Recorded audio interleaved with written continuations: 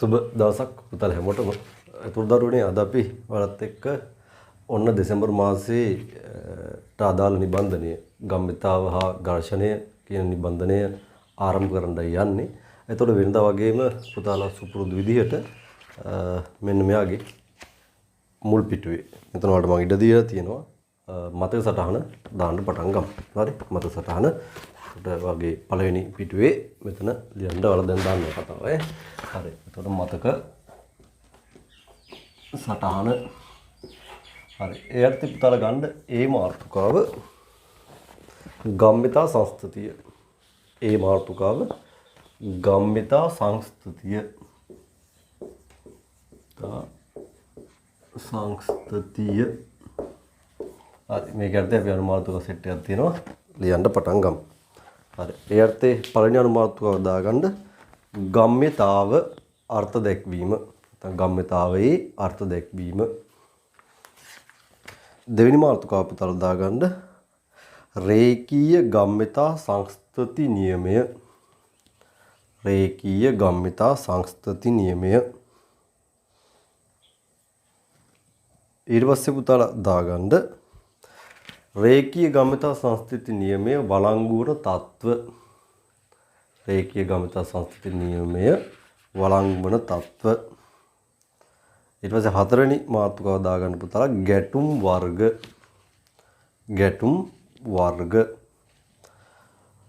පස්වෙනි මාතෘකාව දාගන්න පුතාලා ප්‍රත්‍යස්ත ගැටුම. ඊට පස්සේ දාගන්න රේඛීය ගම්මිතා සංස්කෘති නියමය ආශ්‍රිත සරල ගැටලු ආකාර රේඛීය ගම්මිතා සංස්කෘති නියමයේ ආශ්‍රිත සරල ගැටලු ආකාර. හරි ඒක ඉවරනම් පුතාලා දාගමු B මාතෘකාව ඝර්ෂණය. හරි ඝර්ෂණය ඒ අර්ථය අපි අනුමාතෘකා ටික නැවත ලියන්න පටන් ගන්නවා. මුලින්ම ලියන්න ඝර්ෂණයට හේතුව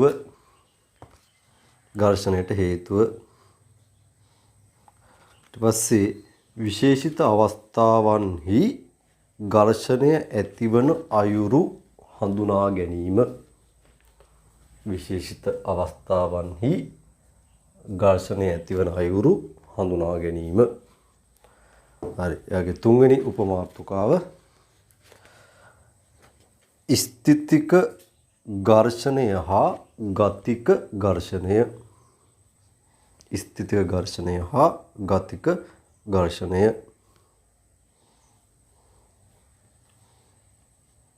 ඊට පස්සේ යොදන බලය සමග ඝර්ෂණ බලයේ විචලනය.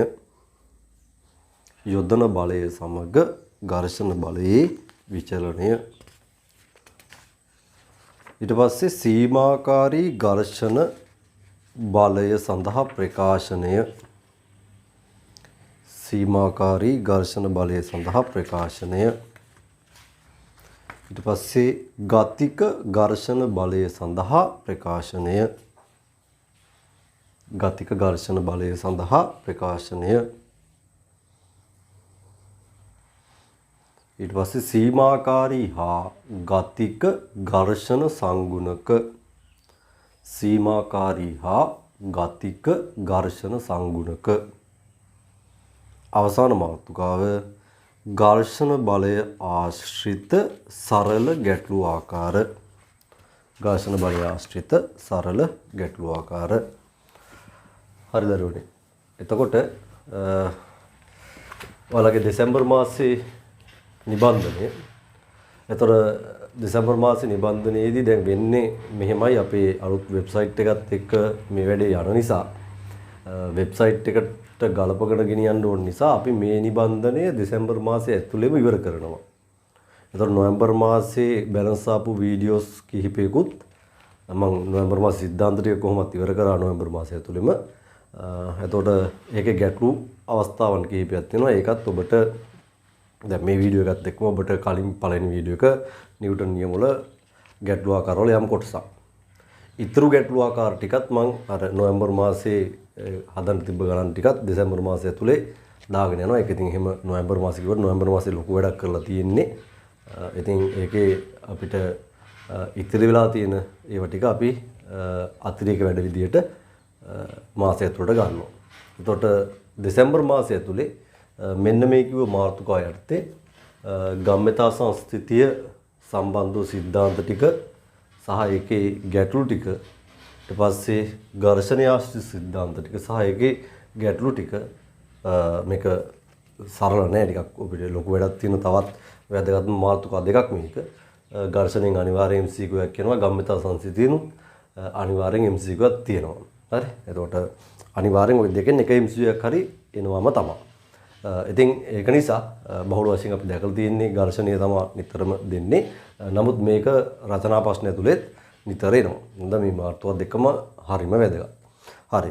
ඉතින් මේ මාතෘකා දෙක අපි ප්ලෑන් කරන විදිහට දෙසැම්බර් මාසයේ ආවරණය කර ගන්නවා. ඊට පස්සේ ජනවාරි මාසය විද්‍යාවට කාර්ය ශක්තිය වැත්තගත්ම එකකයක්. ඒක අපි ආවරණය කරනවා.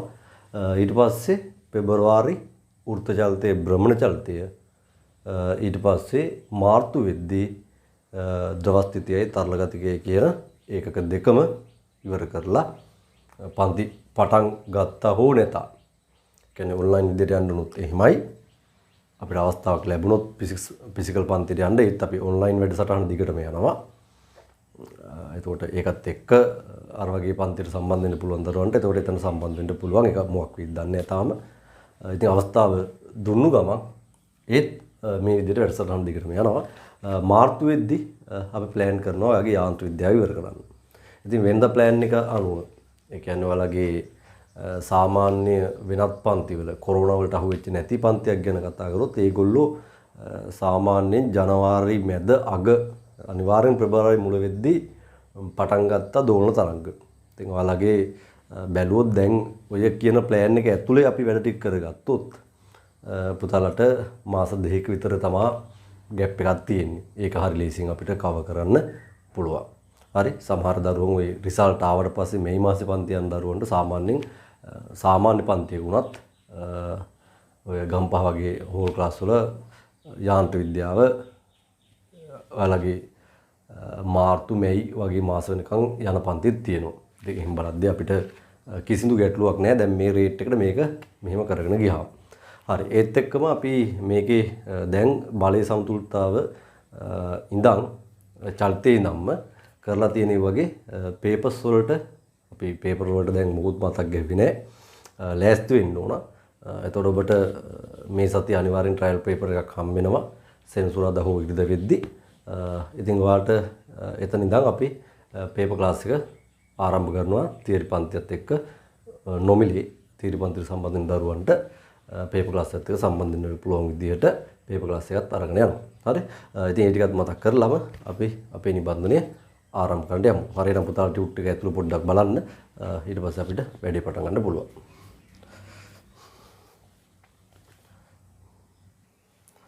දෙපොතේ එතකොට අපි පළවෙනි මාතෘකාව වෙන්නේ ගම්මිතාව.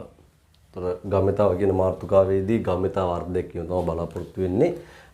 පුතාලා මොකද ලියන්න එපා නිකන් අහගමු. ස්කන්ධ m වෙච්චි v වේගෙන් ගමන් කරන වස්තුවක මම මෝටර රථයක් ඇඳලා තියෙනවා. ගම්මිතාව පුතේ අර්ධක් වෙනවා. ඔබ මේක දන්න එකක්. වස්තුවේ ස්කන්ධේ ප්‍රවේගයෙන් ගුණ කරලා එන ගුණිතයට කියනවා ගම්මිතාව කියලා. එතකොට ගම්මිතාව p කියලා ගත්තොත් ඔයාගේ ස්කන්ධය m කියලා ගත්තොත් ප්‍රවේගය v කියලා ගත්තොත් ගම්මිතාව වෙන්නේ mv කියන ගුණිතයෙන්.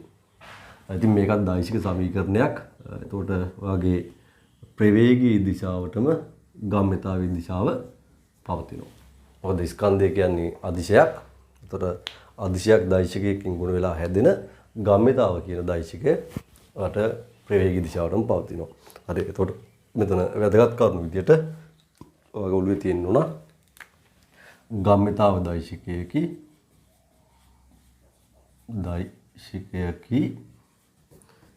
එය ප්‍රවේගී දිශාවට පවතී. ප්‍රවේගී දිශාවටම පවතී. ඊට පස්සේ යාගේ ඒකකය ගම්මිතාවේ ඒකකය උදාලට මෙතනටම පේනවා කිලෝග්‍රෑම් ms ඍණ 1යි. මේක සාරෝ සමයි නිව්ටන් තප්පර කියලා පෙන්වන්න පුළුවන්. ඔයාලට මතක ඇති ආවේගය සමානයි ගම්මිතා වෙනස කියලා පුතාලා කලින් සමීකරණයක් හදාගත්තා. එතකොට ගම්මිතා වෙනස කියන්නේ ගම්මිතා වෙනසෙන් ඉන්නේ ගම්මිතාවක්නේ. එතකොට ගම්මිතාවේ වෙනස කිව්වොත් එකයි ගම්මිතාව නේද? කිව්වොත් එකයි දෙකෙන් මෙන්න එකම ඒකක. මොකද මේ දෙක අඩු කරාම තියෙන උත්තරෙත් ගම්මිතාවක් නිසා. එතකොට එහෙනම් ගම්මිතාවේ ඒකකය නිව්ටන් බලය වරක් කාලය තප්පර වලින් ගන්න පුළුවන්. එහෙනම් වාගේ ගම්මිතාවේ ඒකකය සමීකරණ අර්ධයක්කමට අනුව කිලෝග්‍රෑම් මෙම් මිශ්‍රණය එකයි. නමුත් ඔයාලට අර නිව්ටන්ගේ නියම වලට ගියාට පස්සේ මේක නිව්ටන් තප්පර කියලාත් ගම්මිතාව ඒකකය කියන්නට පුළුවන්. පැහැදිලිද දරුවනේ? හරි. එහෙනම් ඔයාලට මේ ටික පෙන්න ගන්නට අවශ්‍යයි. ගම්මිතාව කියන මාතෘකාවේ පුතාගේ නිබන්ධනය ගත්තාම වම් පැත්තෙන් මම ඔයාලට රූපය අඳින්න ඉඩ දීලා තියෙනවා. මෙන්න මේ වගේ රූපයක් ඇඳ ගන්න. ඇඳගෙන දකුණු පැත්තෙන් මම දීලා තියෙන හිස්තැනේ මෙහෙම වට ලියන්න නෝට් එක ලියන්න තැනක් දීලා තිනවා. එතන පුතාලා නෝට් එක මෙහෙම ලියාගෙන යමු. ලියන්න ස්කන්ධ M වූ වස්තුවක් v ප්‍රවේගයෙන් ගමන් කරන විට ඒ ගම්මිතාව පහත පරිදි අර්ථ දක්වයි. හරි. පුතාලා ලියන්න ගම්මිතාව සමානයි ස්කන්ධය වැඩි කිරීම ප්‍රවේගය. එතකොට සමීකරණයක් විතර ගන්න. ඒ වගේ පෙන්වන දෛශික පද ටිකට ඊතල ගහ ගන්න. මේකේ අදහස මෙයා දෛශිකයක් කියන අදහස තියෙන්නේ. එතකොට ඊතල ගහලා පෙන්වන්න. ඊට පස්සේ ලියන්න ගම්මිතාව දෛශිකයේ ඒ ප්‍රවේගයේ දිශාවට පවතී. මේකත් ලියාගන්න ගම්මිතාව දෛශිකයේ ඒ ප්‍රවේගයේ දිශාවට පවතී. ඊගවට ගම්මිතාවේ ඒකකය කිලෝග්‍රෑම් m මිශ්‍රණ එකයි නැත්නම් නිව්ටන් තප්පර මානයත් අවශ්‍ය නම් ලියා ගන්න. p ගේ මාන. ඒතර මාන දන්නවා ඔබ ස්කන්ධයේ m ඊට පස්සේ ප්‍රවේගය l ට්‍රිලියන එකයි. නම් මාන එනවා m l ට්‍රිලියන එකයි. p ගේ මාන කියන්නේ ගම්මිතාවේ මාන කියන අදහසින් මම ඒක දාලා තියෙනවා. හරි. එහෙනම් පුතාලට ගම්මිතාව සම්බන්ධව මේ අදහස ඇත්තට මේ කලුත් දෙයක් නෙවෙයි. ඔබ මේ විදිහත් ගම්මිතාව වෙනස වෙනස් වීමේ ශීඝ්‍රතාව වගේ චුට්ටක් මේකේ ඉස්සරහයි කතා කරලා තියෙනවා. නමුත් මේ පාඩමේ දී අපිට මේක ප්‍රධාන වශයෙන්ම ගම්මිතාවත් එක්ක යන්නේ. ඒක නිසා මම ගම්මිතාව මුලින්ම අර්ථ දක්ව ගත්තා. ඊට පස්සේ අපි බලමු මේකේ මොකටද මේක අර්ථ දැක්ුවේ කියන කතාව හෙවත් ගම්මිතා සංස්කෘති නියමය පොඩ්ඩක් අපි බලන්න යමු.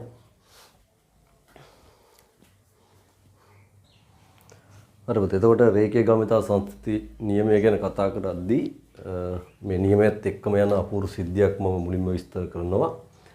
පුතාට මේ පේන්නලා තියෙන්නේ මේක අපේ සුමට තලයක් කියලා හිතමු. සුමට තලයක UB ප්‍රවේග වලින් එකම දිශාවට චලිත වෙන MB ස්කන්ධ තියෙන බෝල දෙකක්. අපි නිකන් බිලියඩ් බෝල ඔබ දැකලා ඇති අර ලොකු ටේබල් එකක ඉඳගෙන බෝල වලට ඉඳ කැරම් ගහනවා වගේ බෝලෙට කූරෙන් ගහලා සතුටු වෙන ක්‍රීඩාව නේද? දැකලා තියෙනවනේ. ඔව්. අපිට ඉතින් ඒවා වැඩි නේද හම්බෙන්නේ නැහැ එදිනෙදා සමාජයේ. නමුත් ඒක ඉතින් අර හයි ක්ලාස් කියන සමාජයන් වල ඒ ක්‍රීඩාව නිතර යනවා. එතකොට ඔබට ඉතින් බිලියඩ් බෝලයක් හිතේ මවා ගන්න අඩුම ෆිල්ම් එකකින් හරි දැකලා ඇති කියලා මං හිතුවා. හරි නේද? නැත්තම් මොනවා හරි බෝල දෙකක් ජිල් බෝල දෙකක් හරි කවන්නේ. වීදුරු බෝල කියන්නේ.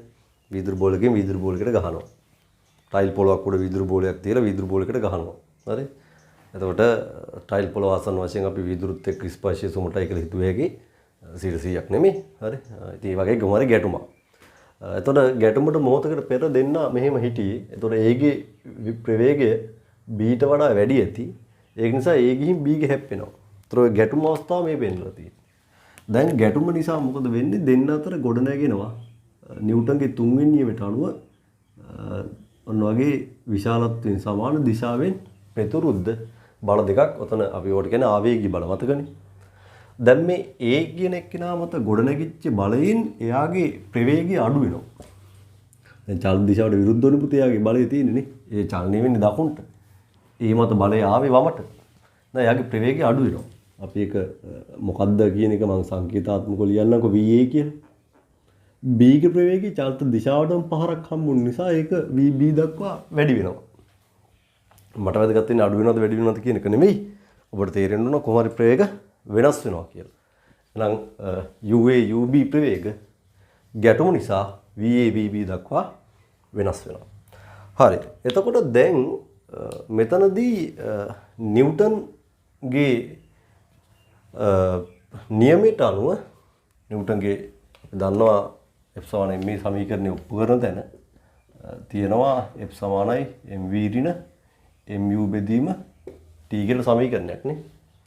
එතකොට මේ සමීකරණේ ඔබ හිතන්නකෝ f වරක් t සමානයි අපිට ලියන්න පුළුවන් ඒ ගම්මිතා වෙනස කියලා.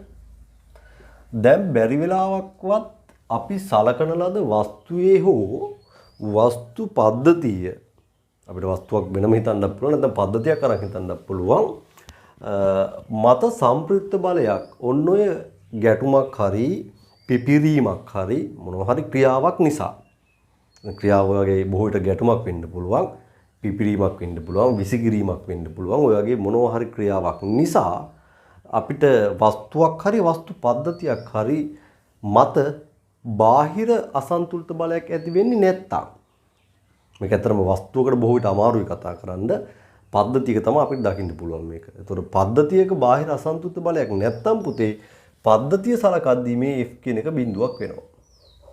බාහිර අසන්තුලිත බලයක් නැත්තම් මේක බිඳුවක් වෙනවා. ඉතින් බිඳුවරට t කියන්නේ බිඳුවයිනේ. එහෙම වුණොත් mv ඍණ mu කියන එක බිඳුවක් වෙනවා. ඒකේ තේරුම ගම්මිතා වෙනස බිඳුව නම් ඔයාලට පේනවා mu මෙහෙට දැම්මහම mu සමානයි mv. mu කියන්නේ පද්ධතියේ පෙර ගම්මිතාව, mv කියන්නේ පද්ධතියේ පසු ගම්මිතාව. එහෙනම් ඔන්න ඔය අදහස අපිට ගම්මිතා සංස්ථිතිය යටතේ ඉදිරිපත් කරලා තියෙනවා. මොකක්ද අදහස? වස්තුවක් හෝ පද්ධතියක් මත කිසියම් ක්‍රියාවක් නිසා බාහිර අසන්තුලිත බලයක් ගොඩනැගෙන්නේ නැත්තම් දැන් මම මෙහෙම පොඩි ඔයාලට කියන්නම්කෝ මෙන්න මෙතන AB දෙන්න එකට ගත්තොත් AB කියන පද්ධතිය ගත්තොත් මට කියන්නේ ගැටුම නිසා තියෙන සම්ප්‍රයුක්ත බලය කීයද කියලා AB දෙන්න එකට ගන්න. එකට ගත්තොත් ඒ කියන්නේ දෙන්නගේම බල ගැන හිතන්න. එතකොට පුතා දෙන්නගේම බල ගැන දරුවනේ හිතුවොත් A මත තියෙන බලය තියෙන්නේ වමට B මත බලය තියෙන්නේ දකුණට. එතකොට ওই බල දෙක දිශා දෙකක්. එතකොට මේ බල දෙකේ සම්ප්‍රයුක්තය ගන්න ගියොත් පුතාට බල දෙක කැපිලා බාහිර අසන්තු බලයක් නැහැ කියලා එනවා. වාගේ තිරස් දිශාව ඔස්සේ සිරස ඔස්සේ අපි අමතක කළා දාමු. ඒක අපිට මොන වුණත් වෙන්නේ අපි මොකක් හරි දිශාවක බලන්නේ.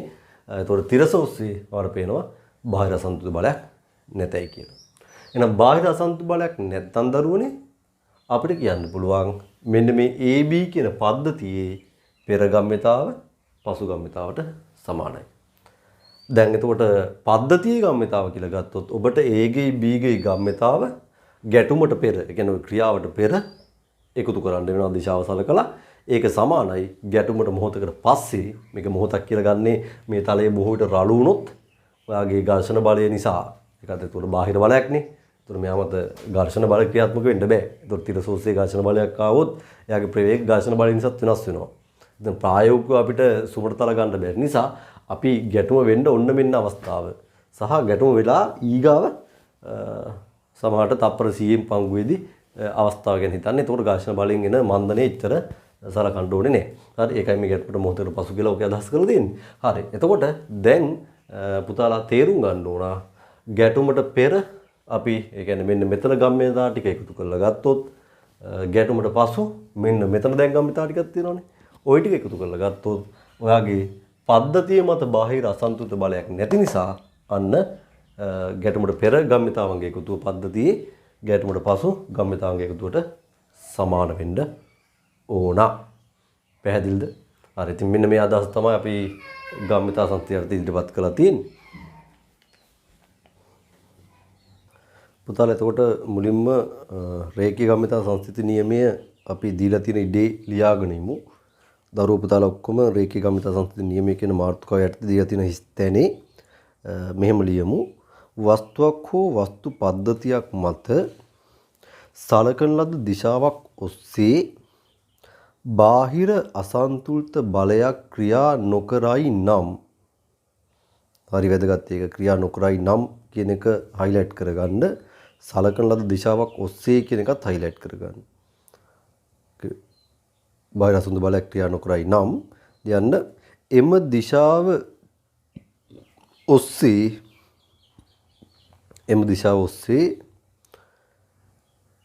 වස්තුවේ හෝ වස්තු පද්ධතියේ මුළු රේඛීය ගම්මිතාව සංස්ථතික වේ. වරහන් ඇතුළේ යන්න වෙනස් නොවේ. මුළු රේඛීය ගම්මිතාව සංස්ථතික වේ. වරහන් ඇතුළේ වෙනස් නොවේ නැත්තම් නියත වේ. පැහැදිලි. හරි. එතකොට මේකේ අදහස ගැන අපි විස්තර කරන්නයි යන්නේ. පුතාලා මේ කතාව ලියලා ලියන්න රේඛීය ගම්මිතා සංස්ථති නියමයේ රේඛීය ගම්මිතා සංස්ථති නියමයේ අදහස පහත පරිදි තේරුම් ගත හැක. පහත පරිදි තේරුම් ගත හැක. හරි. දැන් පුතාලා ඔය රූප වලට උඩින් ආය පාරක් වෙනම ලියාගෙන යන්න. පහත රූපයේ දක්වා ඇති පරිදි සුමට තලයක් මත එකම දිශාවට UA හා UB එකම දිශාවට UA හා UB වරන් ඇතුළේ ලියන්න UA විශාලයි UB කියලා. UA විශාලයි UB. දැන් ප්‍රවේග වලින් ගමන් ගන්නා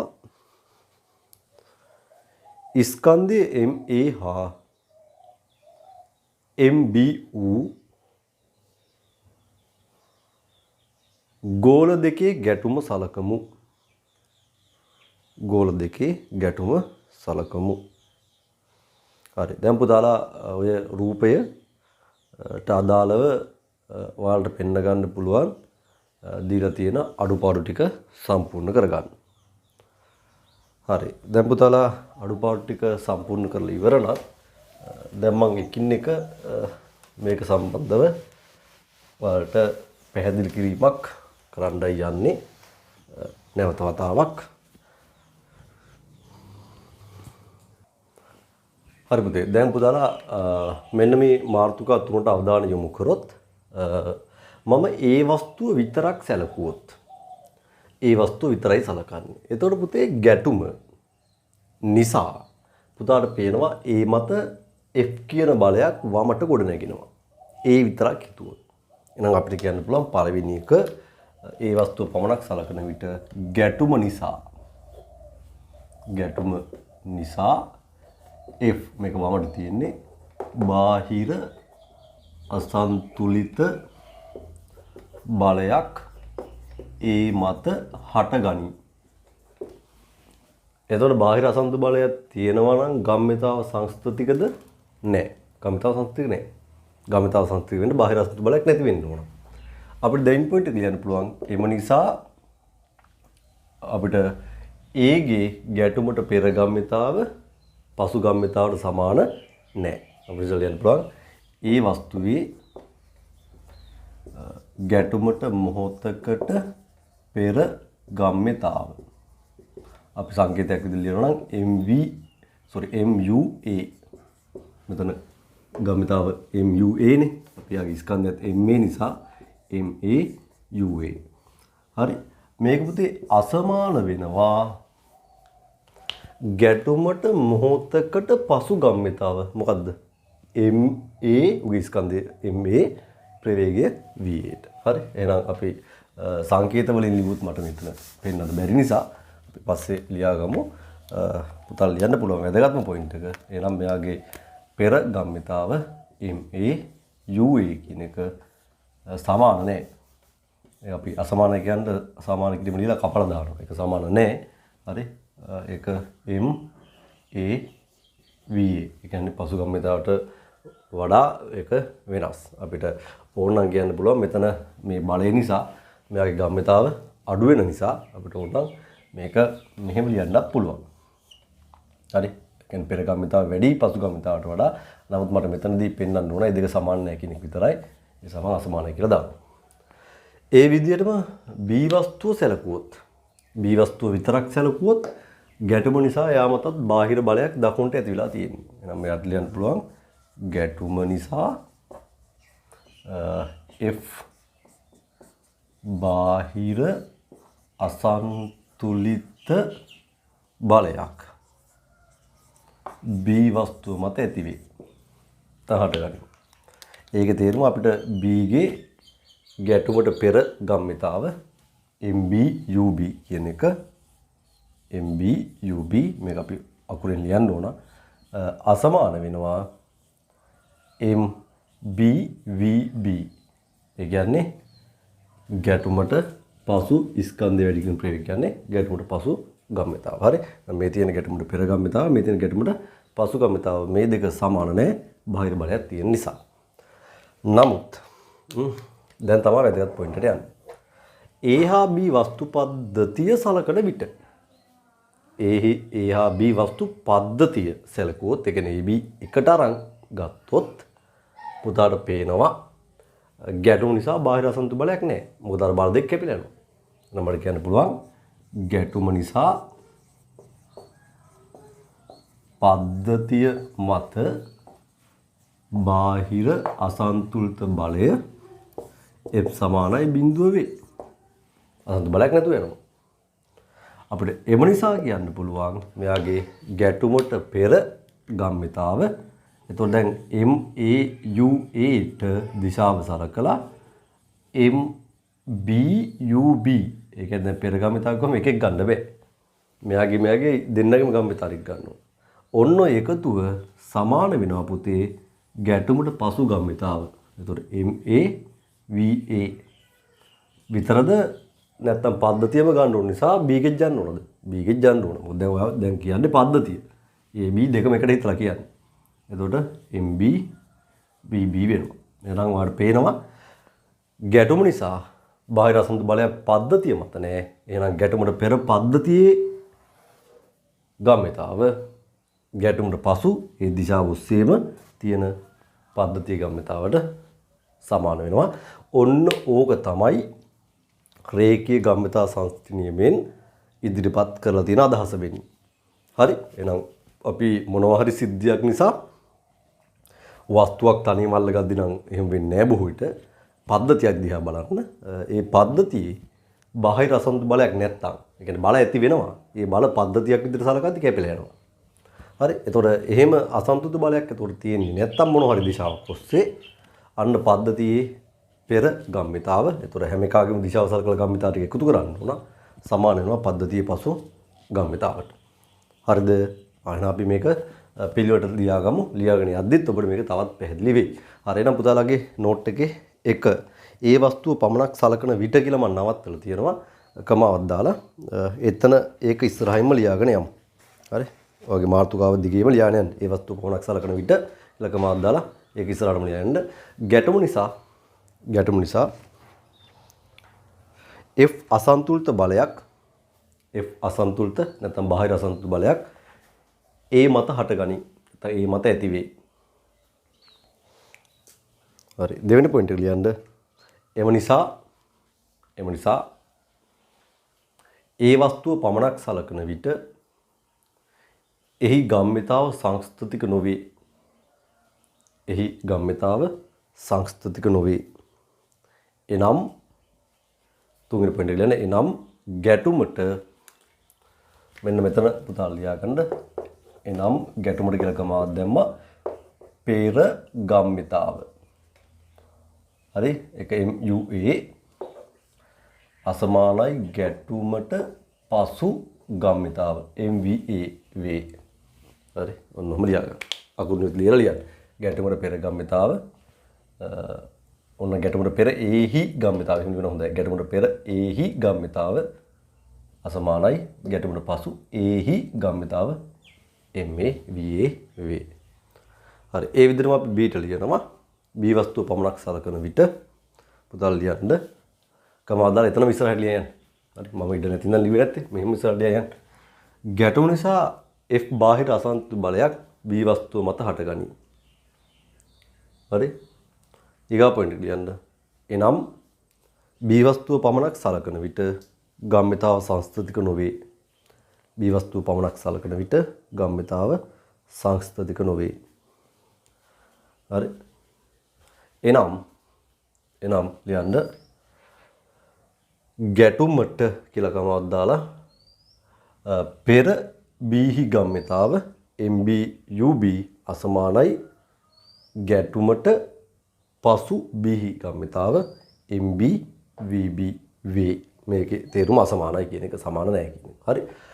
එහෙනම් එතනින් පස්සේ තමයි වැදගත්ම අපිට මේක සංස්කෘතිය වළංගු වුණ තැන A හා B වස්තු පද්ධතිය සලකන විට highlight කරන පද්ධතිය.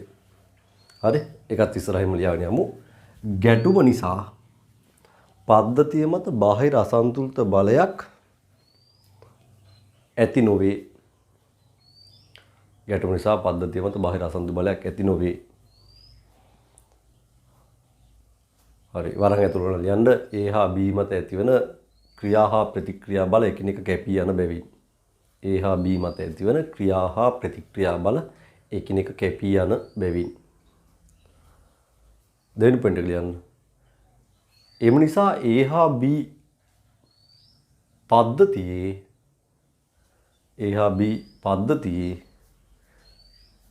ගැටුම නිසා ගම්මිතාව වෙනස් නොවේ. ගැටුම නිසා ගම්මිතාව වෙනස් නොවේ. එනම් ගම්මිතාව සංස්කෘතික වේ. හරි. එහෙනම් ලියන්න අවසානට එනම් ගැටුමට ඔන්න මෙතන මොහොතකට කියලා ගන්න. මොහොතකට යටින් ගන්න පෙර A හා B ගම්මිතාව සමානයි. නැත්නම් A හා B ගම්මිතාවන්ගේ එකතුව සමානයි. ගැටුමට මොහොතකට පසු A හා B ගම්මිතාවන්ගේ එකතුව. දැන් පුතාලා ඒ ටික ලියලා ඔය කතාව කොටු කරලා තියන්න. හරි. එතකොට ගැටුමට මොහොතකට පෙර A හා B ගම්මිතාවන්ගේ එකතුව සමානයි. ගැටුමට මොහොතකට පසු හරි. එතන මේක ලියලා තියෙනවා ගැටුම මොහොතකට කියන එක. ඒකෙන්ද මෙතන ලියන්න පසු A හා B නැත්නම් ගැටුමට පසු A හා B ගම්මිතාවන්ගේ එකතුව. එතකොට මෙන්න සංකේතාත්මක ප්‍රකාශනය. හරි. යටින් මේ කොටු කරලා තරුවක් දාලා ලියා ගන්න. ගම්මිතා සංස්කෘතියේ දක්වන්නේ ඉහත අදහස වේ. ගම්මිතා සංස්කෘතියේ දක්වන්නේ ඉහත අදහස වේ. හරි. එහෙනම් ඔයාලට පැහැදිලි ගම්මිතා සංස්කෘතියෙන් කියන්නේ මොකද්ද? මොනවා හරි සිද්ධියක් නිසා බාහිර අසන්තුලිත බලයක් වස්තුවක් හෝ පද්ධතියක් බොහෝට පද්ධතියක් අහු වෙන්නේ. වස්තුවක් කියලා ගන්න දැන් එකම වස්තුවක් ඉඳලා ඒ වස්තුව කෑලි දෙකකට කැඩනවා කියලා හිතන්නකෝ. එතන ඒක නිකන් වස්තුවක් වගේ. හැබැයි කැඩෙද්දී අපිට කියන්න පුළුවන් නිකන් අපි හිතන්නකෝ එක පාටම තිබ්බ වස්තුවක් මොනාරි මඟුලක් නිසා පිපුරලා කෑලි දෙකකට කැඩුනා. දැන් මෙන්න මෙතනින් පුපුරලා කෑලි දෙකකට කැඩුණා. ඒතර කෑලි දෙකකට කැඩෙද්දී මේ ඇති වෙන්නේ ක්‍රියා ප්‍රතික්‍රියා බල මේ කෑලි දෙක මත. ඒ දෙක කැපිලා යනවා. නමුත් ඒක මේක ඒතර වස්තුවක් නේ. කැඩෙන්න කලින් තිබි තනි වස්තුවක්. ඒකයි ඔක අපි වස්තුවක් හා වස්තු පද්ධතියක් කියලා ගන්නෙ. වස්තුවටත් මේක වෙනවා. හරි. ඒක නිසා ඒතර පුතාලා මත හරි ක්‍රියාවක් නිසා ගැටුමක් වෙන්න පුළුවන්. මේ වගේ පිපිරීමක් වෙන්න පුළුවන්. විසිකිරීමක් වෙන්න පුළුවන්. හරි. ඉතින් අපිට බාහිර අසන්තුලිත බලයක් දකින්න නැත්නම් අපිට ඒ ක්‍රියාවට පෙර ගම්මිතාව ඒ ක්‍රියාවට පසු ගම්මිතාවල එකතුවට සමාන කියලා කියන්න පුළුවන්. හරි. ඉතින් ඔක තමයි ගම්මිතා සංස්කෘතියේ අදහස. ඉතින් මේක එන්නේ මත තියාගන්න නිව්ටන්ගේ අර බලය සමානයි ගම්මිතා වෙනස් වීමේ ශීඝ්‍රතාවට අනුවයි. හරි. එතකොට මෙතන පොඩ්ඩක් අපි මම හිතන තව වලට ඉඳ ඇති තව තරුවක් දාලා පොඩ්ඩක් ඒකත් ලියා ගන්න. වස්තුවක් හෝ පද්ධතියක් මත බාහිර අසන්තුලිත බලයක් ක්‍රියා කරන විට විතරක් වස්තුවක් හෝ වස්තු පද්ධතියක් මත බාහිර අසන්තුලිත බලයක් ක්‍රියා කරන විටදී පමණක් එම වස්තුවේ හෝ පද්ධතියේ ගම්මිතාව වෙනස් වන බව නිව්ටන්ගේ දෙවන නියමයට අනුව මතක තබා ගන්න. එනම් බාහිර අසන්තුලිත බලයක් ක්‍රියා නොකරන විට වස්තුවක හෝ වස්තු පද්ධතියක ගම්මිතාවයද වෙනස් නොවේ. මෙම අදහස ගම්මිතා සංස්කෘතියේ යටතේ දක්වා ඇත. ඉඩ මදි වුණාද මන් දන්නේ. කොහොම හරි අස්සෙන් හරි ගහලා ලියා ගන්න. මොකද ඒකත් පොඩ්ඩක් කියන්න ඕනේ. එහෙනම් ගම්මිතා සංස්කෘතිය කියලා තියෙන නිව්ටන්ගේ දෙවන නියමයේදී කියනවා බලයක් යෙදුනොත් ඒක ගම්මිතා වෙනස් වීමේ ශීඝ්‍රතාවට සමානයි. එහෙනම් බලයක් යෙදෙන්න ඕන ගම්මිතාවක් වෙනස් වෙන්න. එහෙනම් බලයක් යෙදෙන්නේ නැත්නම් ගම්මිතා වෙනස් වෙන්න බෑ. ඒක තමයි ගම්මිතා සංස්කෘතිය කියලා තියෙන්නේ. තේරුම් ගත්තද පුතාලා? හරි. එහෙනම් ඒක හොඳට තේරුම් ගන්න. බලයක් යෙදුනොත් වස්තුවක ගම්මිතාව වෙනස් වෙනවා. ඒ ගම්මිතාව වෙනස් වීමේ ශීඝ්‍රතාව බලයට සමානයි. බලයක් යෙදෙන්නේ නැත්නම් අසන්තුලිත බලයක් යෙදෙන්නේ නැත්නම් වස්තුවක පද්ධතියක එහෙනම් ගම්මිතාව වෙනස් වෙන්න බෑ. ඒ බලය බිඳුව නම් ගම්මිතාව වෙනස් වීමත් බිඳුවයි. ඒක අදහස් තමයි ගම්මිත සත්‍යය කියලා තියෙන්නේ. හරි. ඉතින් මේක කොච්චර වටිනවද කියන්නේ අපිට විශේෂයෙන් ගැටුම් වලදී ගැටුමට පසු ප්‍රවේගයන් හොයා ගැනීමට ඔයගේ පිපිරීම වලදී ඔය පිපිරිච්ච කෑලි වල ප්‍රවේග හොයාගන්න අපි වස්තු විසි කරද්දී එක පැත්තට වස්තුවක් විසි කරද්දී අපිට මේ පැත්තට හම්බෙන වාංගු වෙන ප්‍රවේග කියලා කියනවා. අපි විසි වෙනවානේ. අපි බරක් මේ පැත්තට විසි කරද්දී අපි මෙහෙට විසි වෙනවා. එන්න එවැනි ප්‍රවේගයන් සොයාගද්දී මෙන්න මේ කතන්දරය පුදුම වැදගත්කමක් හම්බ වෙනවා. ඒක නිසා අපි මේක ගැන තවදුරටත් අධ්‍යයනය කරන්න ඕන. ඉතින් මෙතන ප්‍රබලම මාතෘකාව කියන්නේ ගම්මිතා සංස්කෘතිය අර්ථය දකින්න පුළුවන් ප්‍රබලම කතන්දරය වෙන්නේ ගැටුම්. මොකද ගම්මිත සංස්කෘතියෙන් අපිට හුඟක් ගණනය කිරීම කරන්න පුළුවන් වෙන්නේ ගැටුම් සම්බන්ධ ගණනය කිරීම. ඒක නිසා අපි මුලින්ම ගැටුම් වර්ග අපිට වස්තු ගැටෙද්දී යම් යම් ගුණාංග පදනම් කරගෙන ගැටුම් වර්ගීකරණය කරන්න පුළුවන්. අපි ඒක නිසා ගැටුම් වර්ග ගැන පොඩ්ඩක් බලලා ඉමු.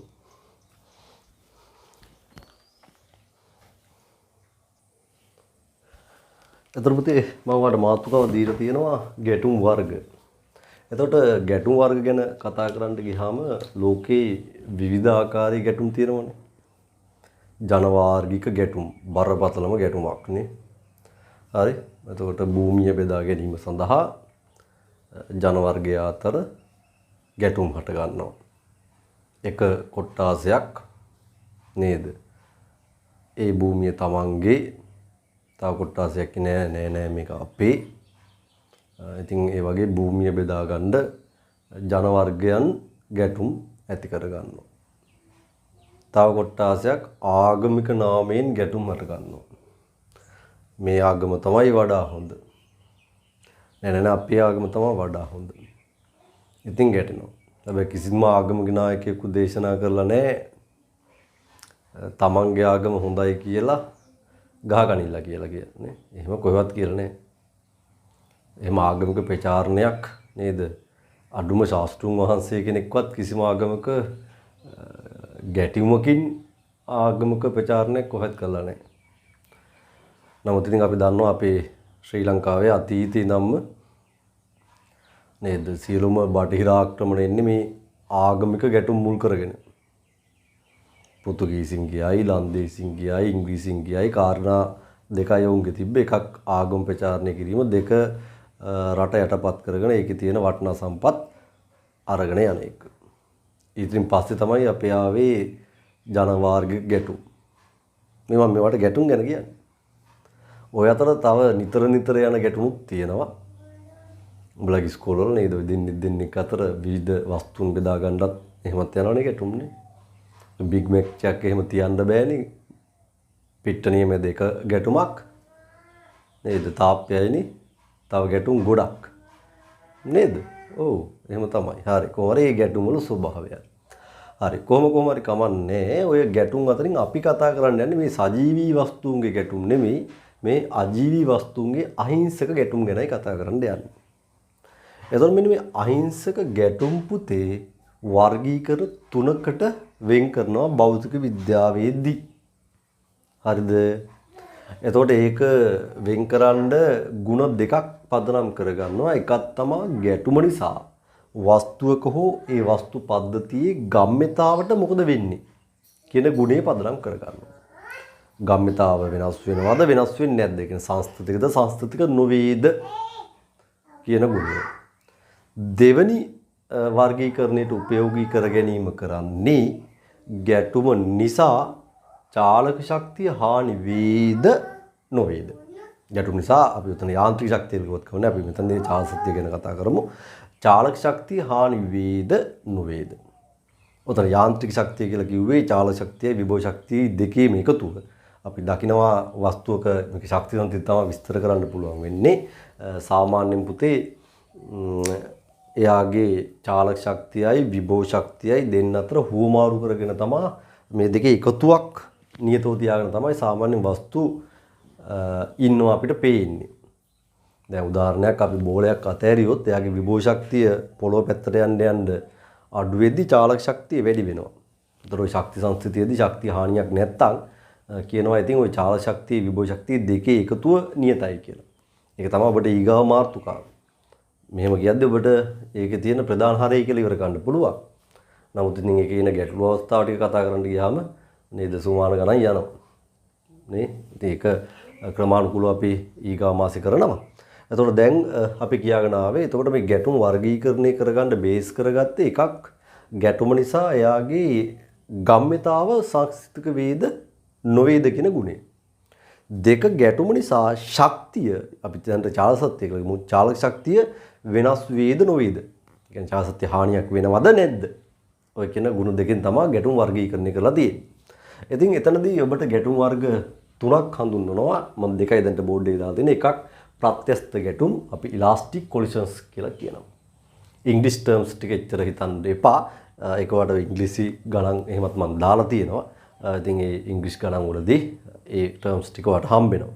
ඒ නිසා මම මෙතනදී ඒවා දාන්න උරුප්පන්න යන්නේ නැහැ. කොහොමද මම ඉංග්‍රීසි ගණන් ටිකක් දාන්නේ එකක් ඔබට නවත්තම ගැටලු ටිකක් හදවන්න ඕන නිසා සහ දෙක ඔබට කැම්පස් එකට යද්දී මේ ටෙක්නිකල් ටර්ම්ස් මේ පිසිස් වලට අදාළ ටර්ම්ස් තියෙනවානේ. මේවා ඔබට ස්පෝකන් ක්ලාස් එකකදී අහුවෙන්නේ නැහැ. ස්පෝකන් ක්ලාස් එකේදී ජනවාර්ගික ගැටුම පිළිබඳව කතා කරන්න පුළුවන්. නමුත් මේ ගැටුම ගැන කතා කරන්නේ නැහැ. නේද පුතේ? හරි. ඒ නිසා අපිට ඔය ටර්ම්ස් ටික සබ්ජෙක්ට් එකට අදාළව ගන්න අපිට ඒ සබ්ජෙක්ට් එකේ ගැටලු ඉංග්‍රීසි ගණන් දෙක තුනක් බැලුවම හරි. ඒවා ඒතර අපි සිංහලට පරිවර්තනය කරද්දී ඔබට ඒවා ටික හම්බ වෙනවා. හරිද පුතේ? ඒවා මම ඔයගේ ප්ලෑන් එකක් විදිහට ලස්සන වැඩසටහන දාලා තිනවා. අපිට එතනදී හම්බෙයි. දැන් ඉන්න එක එච්චර හිතන්න එපා. හරි. එතකොට ඊගාවට අප්‍රත්‍යස්ත ගැටුම. එතකොට දරුවනේ අප්‍රත්‍යස්ත ගැටුමක් කියන්නේ මේක ඉංග්‍රීසි වලින් කියනවා non elastic collisions කියලා. අප්‍රත්‍යස්ත ගැටුමක් කියන්නේ ප්‍රත්‍යස්ත ගැටුමක් කියන්නේ මොකක්ද කියලා තාම මම කිව්වේ නැහැ. අපි දැන් මේ දෙකේ වෙනස බලමු. හරි. තුන්වෙනි ගැටුම වර්ගෙත් මම නම කියලා ඉන්නම්. අනිත් එකට කියනවා පූර්ණ අප්‍රත්‍යස්ත ගැටුමක් කියලා කියනවා. පූර්ණ අප්‍රත්‍යස්ත ගැටුම. හරි නම් ගැටුම වර්ග තුනයි. ප්‍රත්‍යස්ත ගැටුම, අප්‍රත්‍යස්ත ගැටුම සහ පූර්ණ අප්‍රත්‍යස්ත ගැටුම. හරි. ඉතින් මේ ගැටුම් වර්ග තුන පිළිබඳව දැන් අපි වෙන වෙනම ලක්ෂණ විස්තර කරන්න යන්නේ. මුලින්ම මෙන්න මේ ස්කන්ධයේ මේ වෙච්ච ගෝලය එයාගේ ප්‍රවේගය UA ස්කන්ධයෙන් B වෙච්ච ගෝලය එයාගේ ප්‍රවේගය UB.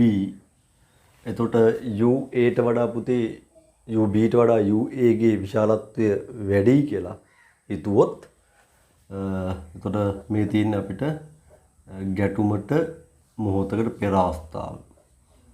කියන්නේ ඔබගේ පිටිපස්සෙන් එන බෝලේ ප්‍රවේගය වැඩි නම් කොයි වෙලේ හරි මේ දෙන්න ගැටෙනවා. ඒතර ගැටෙන්න මොහොතකට කලින් අවස්ථාව තමයි මේ ඇඳලා තියෙන්නේ. ඊට පස්සේ පුතාලට මෙතන ගැටුම එන්න හැකි. ගැටුම නිසා පුතාලා දන්නවා නිව්ටන්ගේ තුන්වෙනි නියමයට අනුව ඔයාට B ගෝලය මත දකුණටත් A ගෝලය මත වවටත් ආවේගී බල කුඩා කාලය ඇතුළත තියෙන බල වලට කියවනම ආවේගී බල දෙකක් වගේ ඇති වෙනවා. දැන් අපි දන්නවා ඔයාගේ අර කලින් කතාවමයි ඒ මත චල දිශාවට විරුද්ධව ඇති වෙච්ච බලය හේතුවෙන් එයාගේ ප්‍රවේගය VA දක්වා අඩු වෙනවා. B ගේ ප්‍රවේගය VB දක්වා බොහෝ විට වැඩි වෙනවා. ඉතින් අපි මේ අවස්ථාව ගැටුමට මොහොතකට පසු අවස්ථාව විදිහට හඳුන්වනවා. ගැටුමට මොහොතකට පසු අවස්ථාව. හරිද? දැන් දරුවනේ ප්‍රත්‍යස්ත ගැටුමක් කියන්නේ පළවෙනිම ලක්ෂණය ගැටුම නිසා මෙයාගේ චාලක ශක්ති හානියක් වෙන්නේ නැහැ. එහෙනම් ප්‍රත්‍යස්ත ගැටුමේ තියෙන ප්‍රධානම ලක්ෂණය තමයි ගැටුම නිසා චාලක ශක්ති හානියක් වෙන්නේ නැහැ පද්ධතියේ. ඒ කියන්නේ ඔයාගේ A ගෝලයේ චාලක ශක්තිය භාගයයි අපි දන්නවා චාලක ශක්තිය සමීකරණයේ භාගයයි mv වර්ගෙන්. ඒතර A ගේ ස්කන්ධයේ භාගයයි ma හින්දා ආරම්භක ප්‍රවේගය UA හින්දා භාගයයි ma UA වර්ගය. හරි? එතකොට අපි භාගයයි ma UA වර්ගය ධන B ගේ චාලක ශක්තිය භාගයයි mb UB වර්ගය. එතකොට චාලක ශක්ති හානියක් නැත්තම් පුතේ ගැටුමට පසු චාලක ශක්තිය තියෙනවනේ. එතකොට භාගයයි MA VA වර්ගය ධන අනිත් එක භාගයයි MB VB වර්ගය. එතකොට ඔන්න චාලක ශක්තිය හානියක් නැත්තම් මෙන්න මේ ගැටුමට පෙර චාලක ශක්තියයි පසු චාලක ශක්තියයි පද්ධතිය මොකද වෙන්නේ? සමාන වෙනවා. එහෙම ගැටුමක් වුණොත් අන්න නමක් දෙනවා ප්‍රත්‍යස්ත ගැටුමක් කියලා. ඉතින් පුතේ ප්‍රායෝගික කිසිම ගැටුමක් සිද්ධ වෙන්න බෑ ශක්ති හානියක් නැතුව. දැන් ඔබ මේ පෑන් දෙක හිතන්න. මේ පෑන් දෙක එකට වදිද්දී ඔබට සද්දයක් එනවා. එතකොට මේ ශබ්දයේ බවට පත් වෙන්නේ මේ ගැටෙන පෑන් දෙකේ චාලක ශක්තියෙන් කොටසක්. ශක්ති සත්‍යයට අනුව අපිට කියන්න පුළුවන් ශක්ති මොන හරි හේතුවක් නිසා වෙනස් ශක්තියින් බවට පරිවර්තන වෙලා යනවා. එතකොට චාලක ශක්තිය ගැටුමට පෙර තිබ්බ චාලක ශක්තිය පසුත් චාලක ශක්තියක් විදිහටම තියෙන්න ඕනේ නැහැ. එහෙම පවතින්නේත් නැහැ. ගැටුම නිසා ශක්තිය වෙනස් ශක්තියින් බවට පත් වෙනවා. එතනදී අපිට ශබ්දයේ විදිහට ශක්තිය පිට වෙනවා දකින්න පුළුවන්. ওই ගැටුම නිසා ගෝල රත් වෙනවා.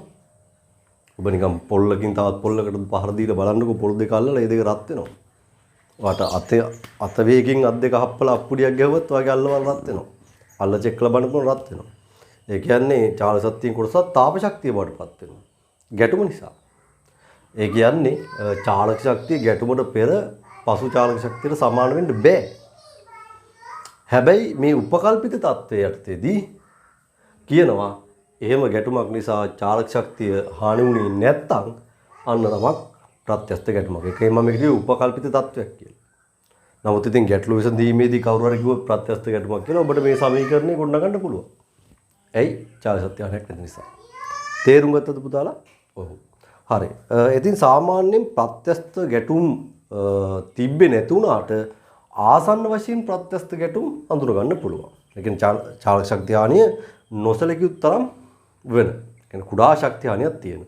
දැන් උදාහරණයක් අපි කියනවා වායු අණු අතර සිද්ධ වෙන ගැටුම් ප්‍රත්‍යස්තයි. කියන්නේ වායු කියන්නේ ඔබට පේනවා ඒක හැට පේන්නේ නැහැ නේ. ඒකට අපිට හැට පේන්නේ නැති වායු අණු එකිනෙකා ගැටෙනවා. එතකොට බඳුනේ බිත්තිත් එක්ක ගැටෙනවා වායුව බඳුනක සිර කරලා තිබ්බොත් නැත්තම් වායු අණු දෙකක් එකට ගැටෙන්නත් පුළුවන්. හරි. එතකොට මේ ගැටුම පුතේ අපි සලකන්නේ චාලක ශක්ති හානියක් නැති ගැටුමක් විදිහට. ඉතින් ඒකට අපි කියනවා ප්‍රත්‍යස්ත ගැටුමක් කියලා. උදාහරණයක් ඇහුවොත් ප්‍රත්‍යස්ත ගැටුම් ආසන්න වශයෙන් ප්‍රත්‍යස්ත ගැටුමක් කියලා වායු අණු දෙකක ගැටුම කියලා කියන්න පුළුවන්. තව බිලියඩ් බෝල දෙකක මම මේ පාඩම පටන් ගද්දිත් ඔබට කිව්වා අර ලොකු ටේබල් එකක නේද බෝල තියලා කැරම් ගහනවා වගේ අපි කැරම් ඩිස්ක් එකකින් ගහන්නේ. අරක කූරකින් ගහනවා බෝලකින් බෝලයකට. ඉතින් එන්නේ බෝල වල ගැටුම අපි වල කියන බිලියඩ් බෝල කියලා. ඉතින් බිලියඩ් බෝල දෙක ගැටුමත් සලකනවා ආසන්න වශයෙන් ප්‍රත්‍යස්තයි ශක්ති හානිය ගොඩක් අඩුයි කියලා. හරි. ඉතින් ඕකටම තව අපි ප්‍රත්‍යස්ත ගැටුම ගැන වෙනම අපි ලොකු විස්තර කිරීමක් කරනවා. ඉතින් අපි ඒක නිසා මම මෙතනදී ওই මට්ටමින් නවත්තනවා. මොකද උඩ වෙන මාතෘකාවක් දීලා තියෙනවා ප්‍රත්‍යස්ත ගැටුම ගැන සාකච්ඡා කරන්න. ඒකදී අපි ඒක තවත් විස්තරාත්මකව බලමු. හරි. එතකොට දැනට ප්‍රත්‍යස්ත ගැටුම මත තියාගෙන ඉන්න චාලක ශක්ති හානියක් නැතු සිදුවන ගැටුමක් ප්‍රත්‍යස්ත ගැටුමක්. එතකොට ප්‍රත්‍යස්ත ගැටුමක පුතේ ගම්මිතාව සංස්ථතිකයි. මොකද ගම්මිතාව සංස්ථතියට බලපාන්නේ ගැටුම නිසා ඔයගේ සම්ප්‍රයුක්ත බලයක් තියෙනවද? එතකොට ගැටුම මේ පද්ධතිය එකට ගත්ත ගමන් සම්ප්‍රයුක්ත බලයක් දීලා නැහැ.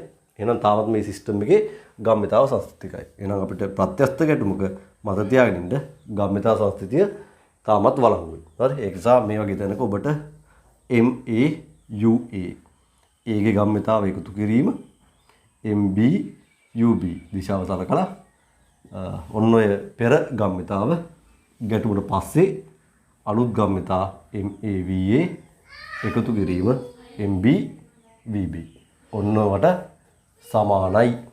හරි. එහෙනම් ගැටුම ප්‍රත්‍යස්තයි නම් තාමත් ගම්මිතා සංස්ථිතිය වළංගුයි කියලා මේ කියන්නේ. හරි. එහෙනම් ඔයාලට ප්‍රත්‍යස්ත ගැටුමේ ප්‍රධාන හඳුනා ගැනීමේ ලක්ෂණය තමයි චාලක ශක්තිය හානියක් නැත්තම් ප්‍රත්‍යස්ත ගැටුමක් කියලා නම් කරනවා. ඒතකොට ප්‍රත්‍යස්ත ගැටුමක ඔබට තව ලක්ෂණයක් තියෙනවා. වාගේ අර වගේ බාහිර අසත්‍ය බලයක් දෙන්නේ නැති විදිහට පද්ධතියක් සැලකුවොත් එයාගේ ගම්මිතාව සංස්ථිතිකව තියෙනවා. හරි. අප්‍රත්‍යස්ත ගැටුමක් කියන්නේ පුතේ දැන් මම යන්නේ අප්‍රත්‍යස්ත ගැටුම් පැත්තට. එතකොට අප්‍රත්‍යස්ත ගැටුමක් කියන්නේ ගැටුම නිසා චාලක ශක්තිය යම් කොටසක් හානි වෙනවා නම් ඒකට කියනවා අප්‍රත්‍යස්ත ගැටුමක් කියලා. හරි. ඒ කියන්නේ චාලක ශක්තිය හානියක් වෙන ගැටුම්. ඒ කියන්නේ ප්‍රායෝගිකව වෙන ගැටුම්. ප්‍රායෝගික ගැටුමක ශක්ති හරියක් තියෙනවනේ. හරි. එතකොට ඔයාගේ මෙතනත් අර විදිහටම මම මෙයාගේ ස්කන්ධයෙන් මේ ආරම්භ ප්‍රවේගය UA ඒ කියන්නේ ගැටුමට මොහොතකට කලින් ස්කන්ධයෙන් B මෙයාගේ ප්‍රවේගය UB මේ තියෙන ගැටුමට මොහොතකට පෙර. ඊට පස්සේ අපි ගැටුම හද පෙන්නනවා. ඊට පස්සේ ගැටුමට මොහොතකට පසු මෙයාගේ ප්‍රවේගය VA මෙයාගේ ප්‍රවේගය VB කියලා හිතමු. ඉතින් මේ තියෙන්නේ ගැටුමට මොහොතකට පසු. හොඳද? හරි. මෙතනදිත් ගැටුම නිසා අර පෙර පරිදිම නිව්ටන්ගේ තුන්වෙනි නියමයට අනුව ක්‍රියා හා ප්‍රතික්‍රියා බලත් ගොඩ නැගෙනවා. ඒක කිසි ගැටලුවක් නැහැ. හරි. ඉතින් මෙතනදී කියන්නේ ගැටුම නිසා චාල සත්‍ය හානියක් වෙනවා නම් ගැටුමට පෙර තියෙන චාල සත්‍ය A ගේ MA VA වර්ගයනේ. සෝරි ඒක පෙර එක UA නේද? UA වර්ගය. ඒ භාගයේ MV වර්ගයේ සමීකරණ අනුව B ගේ ලියන්න වෙන්නේ භාගයයි එයාගේ ස්කන්ධය MB ඒක නිසා MB එයාගේ ප්‍රවේගය UB වර්ගය. ඔය තමයි ගැටුමට පෙර පද්ධතියේ චාල සත්‍යය. ගැටුමට පසු එක ලිව්වොත් භාගයයි MA දැන් ඒ අලුත් ප්‍රවේගය VA වර්ගය ධන භාගයයි MB BB වර්ගය. පැහැදිලිද? හැබැයි දැන් ඔයාලට ගැටුමට පෙර චාලක ශක්තියෙන් කොටසක් පසු අවස්ථාවේදී හානි වෙලා තියෙන නිසා ඔයාගේ ගැටුමට පෙර චාලක ශක්තිය දැන් පුතේ වැඩි. දැන් සමානයි කියලා ලියන්න බෑ. ඔබට කියන්න පුළුවන් වෙන්නේ ගැටුමට පෙර චාලක ශක්තිය, ඒ කියන්නේ මේ චාල ශක්තිය වලින්ගේ එකතුව ගැටුමට පසු තියෙන චාල ශක්තියකින් එකතුවට වඩා වැඩි. හරි? ඒකින්ද ඔබට මේ වගේ සමීකරණයක් දැන් ගන්න බෑ එතනදී. හරි? හැබැයි මේ ගැටුමක මෙන්න මේ අප්‍රත්‍යස්ත ගැටුමක චාලක ශක්තිය හානි වුණත් තාමත් ඔබට මේ ගැටුම සැලකුවාම සම්ප්‍රයුක්ත බලයක් නැති නිසා නිව්ටන්ගේ ඔයගේ ගම්මිතා සංස්ථිතිය අපි කිව්වේ බාහිර අසන්තුලිත බලයක් නැත්නම් ගම්මිතා වෙනස් වෙන්න බෑනේ. ඒතකොට නිව්ටන්ගේ දෙවන නියමයේ චුට්ටක් වෙනස් කරලා බැලුවා. හරි මොකද දෙවන නියමයෙන් කියන්නේ බාහිර බලයක් යෙදුනොත් තමයි ගම්මිතා වෙනස් වෙන්නේ. ඒතකොට බාහිර බලයක් අසන්තුලිත බලයක් පද්ධතිය මත වෙනස් වෙලා නැත්නම් ගම්මිතා වෙනසක් ඇති වෙන්නේ නැහැ. එහෙනම් ඒ කතාව තාමත් මෙතන වළංගුයි. එහෙනම් මෙතන තාමත් ගම්මිතාව සංස්කෘතිකයි. ඉතින් උදාහරණ මෙතන තාමත් MA UA A ගේ පෙර ගම්මිතාව එකතු කිරීම MB UB B ගේ පෙර ගම්මිතාව සමානයි වාර කියන්න පුළුවන් MA VA ඒ කියන්නේ B A ගේ පසු ගම්මිතාව එකතු කිරීම MB VB දිශා සරලකාරණ උන්දා තමයි මම දිශා ඊතල දාලා තියෙන්නේ. මොකද ඒවා දාශික පද චාල සත්‍ය නම් ශක්තිය අධිශයක්නේ. එහෙනම් එයාට දිශාව ගැන හිතන්නේ නැහැ. නමුත් ඔබට දාශික වලදී දිශාව ගැන හිතන්න වෙනවා.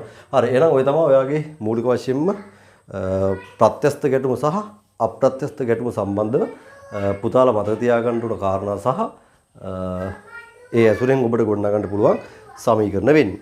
හරි එහෙනම් දැන් මේක ගැන අපි සඳහන් කරගන්න පුතාලට තුන්වෙනි පිටුවේ ඉඩ දීලා තියෙනවා. අපි පිළිවෙලට මේකේ නෝට් එක හදාගමු.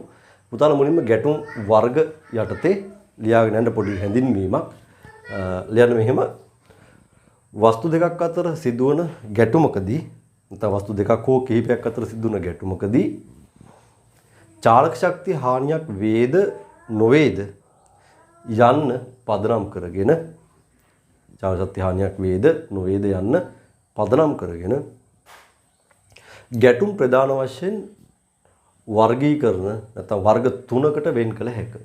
ගැටුම් ප්‍රධාන වශයෙන් වර්ග තුනකට වෙන් කළ හැකිය. ඒ වර්ග තුන ලියා ගමු. 1 ප්‍රත්‍යස්ත ගැටුම, 2 අප්‍රත්‍යස්ත ගැටුම, 3 පූර්ණ අප්‍රත්‍යස්ත ගැටුම. ඔය වගේ ගැටුම් තුන පෙන්නලා තියෙනවා. හරි ලියන්න 1 ප්‍රත්‍යස්ත ගැටුම, 2 අප්‍රත්‍යස්ත ගැටුම, 3 පූර්ණ අප්‍රත්‍යස්ත ගැටුම. හරි එහෙනම් දැන් ප්‍රත්‍යස්ත ගැටුම ගැන අපි ලියන්නයි යන්නේ. මේක ගැන සඳහන් කරද්දී පුතාලට මම ටේබල් එකක් ඒ කියන්නේ වගුවක තමයි මේ කතන්දරේ පෙන්වන්න යන්නේ. මුලින්ම ප්‍රත්‍යස්ත ගැටුමට අදාළව හරි ප්‍රත්‍යස්ත ගැටුමට අදාළව පුතාලට මෙන්න මේ වගේ මම කොටු තුනකට මේක වෙන් කරලා තියෙනවා. හරි එතකොට මුලින්ම ප්‍රත්‍යස්ත ගැටුම කියන මාතෘකාවට යටතේ එයා ගැන ලියා ගමු. ඊට පස්සේ රූපේ හදාගෙන මේ කොටු වල මොනවද ලියන්න ඕන කියලා මම පෙන්නන්නම්. හරි පුතාලා මුලින්ම ප්‍රත්‍යස්ත ගැටුම කියන කොටුවේ මේ මාතෘකාව යටින් හරි ඒ කියන්නේ පළවෙනි කොටුවේ ප්‍රත්‍යස්ත ගැටුමට අදාළ මාතෘකාව යටින් ලියමු මෙන්න මෙහෙම. ගැටුමක් නිසා චාලක ශක්ති හානියක් සිදු නොවේ නම් ගැටුමක් නිසා චාලක ශක්ති හානියක් සිදු නොවේ නම් එවැනි ගැටුමකට ප්‍රත්‍යස්ත ගැටුමක් යයි කියනු ලැබේ. එවැනි ගැටුමකට ප්‍රත්‍යස්ත ගැටුමක් යයි කියනු ලැබේ. හරි. දැන් පුතාලා රූපය සම්පූර්ණ කරගන්න මෙන්න මේ තොරතුරු දාලා. ඒතර ඔයගේ පළවෙනි කොටුව ඉවරයි. දෙවෙනි කොටුවට ගිහින් ලියන්න ප්‍රත්‍යස්ත ගැටුමක ලක්ෂණ. ප්‍රත්‍යස්ත ගැටුමක ලක්ෂණ. ලියන්න පළවෙනි එක චාලක ශක්ති හානියක් සිදු නැත්නම් ලියන්න ප්‍රත්‍යස්ත ගැටුමක චාලක ශක්ති හානියක් සිදු නොවන බැවින් චාලක ශක්තිය සංස්ථතික වේ. චාලක ශක්තිය සංස්ථතික වේ. වරහන් ඇතුලේ වෙනස් නොවේ.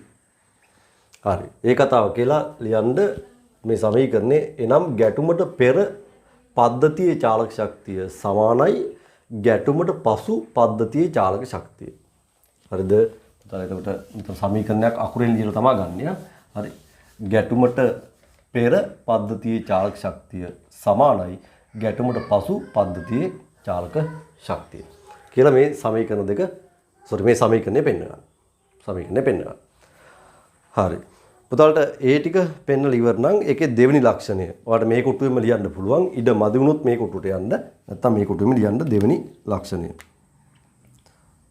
හරි. මෙතන ලියන්න ප්‍රත්‍යස්ත ගැටුමක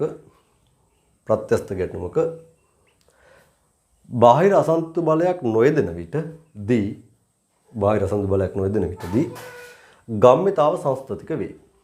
ගම්මිතාව සංස්ථතික වේ.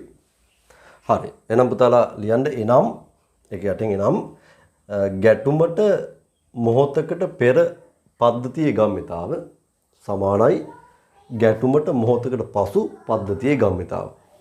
හරි. ඒ යටතේ පුතාලා සමීකරණ ටික ලියා ගන්න. ගැටුමට මොහොතකට පෙර පද්ධතියේ ගම්මිතාව සමානයි ගැටුමට මොහොතකට පසු පද්ධතියේ ගම්මිතාව සංකේතාත්මකවත් සමීකරණ ටික පෙන්න ගන්න. හරිද? එතකොට එයාගේ තුන්වෙනි කොටුව. ඔයාලට ඉඩ මදි නම් මේ කොටුවේ දාගත්තට කමන්නේ. මොකද මට මෙතන ඕන වෙන්නේ පොඩි ඉඩක්. හරි. ඔයා මෙතන ලියන්න ඉඩ මදි වුණොත් මෙතන ලිව්වනම් ඒක යටින් දැන් ලියා ගන්න තරුවක් දාලා මෙතන ලියන්න ඕන වෙච්ච නැති කට්ටිය ගෙලින් මෙතන ලියන්න යන්න. සාමාන්‍යයෙන් වස්තු දෙකක ගැටුමක් නිසා වස්තු දෙකක හෝ කිහිපයක ගැටුමක් නිසා චාලක ශක්තියෙන් කොටසක් ශබ්දය තාපය වැනි ශක්ති බවට පත්වේ. ශබ්දය තාපය වැනි ශක්තියින් නැත්නම් වෙනස් ශක්තියින් බවට පත්වේ. එබැවින් බොහෝ ගැටුම් ප්‍රත්‍යස්ත ගැටුම් ගණයට අයත් නොවේ. බොහෝ ගැටුම් ප්‍රත්‍යස්ත ගැටුම් ගණයට අයත් නොවේ. හරි. ඊගාවට ලියන්න ආසන්න ලෙස ප්‍රත්‍යස්ත ගැටුම් ලෙස වායු අණු දෙකක ගැටුම බිලියඩ්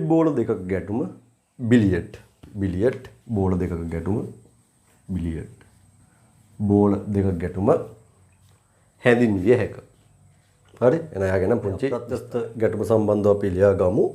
මේ විදිහට මේකටත් කොටු තුනක් තියෙනවා.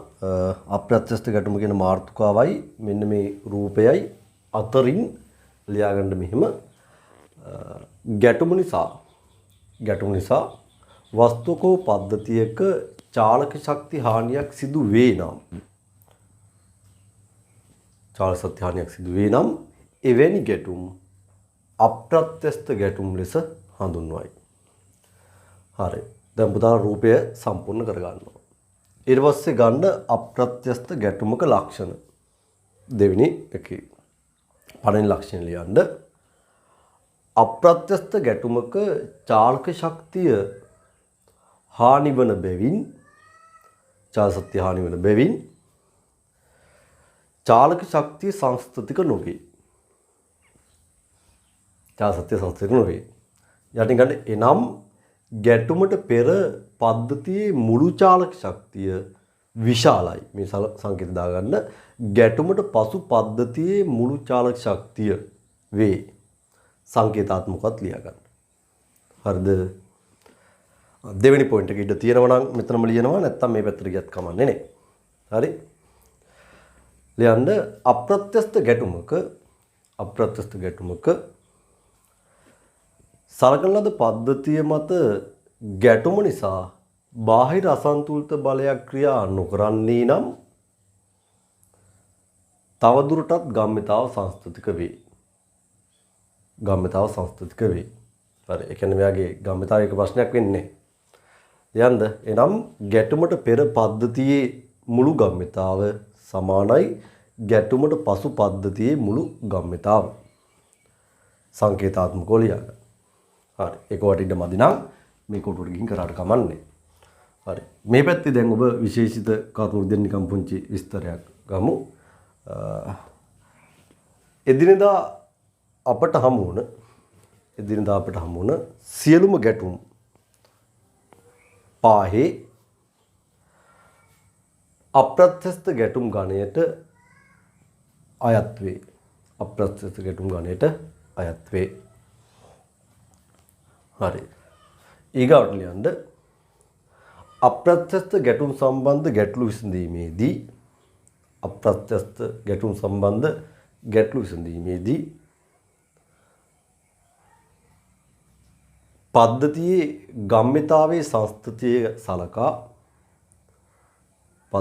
ගම්මිතාවේ සංස්ථතිය සලකා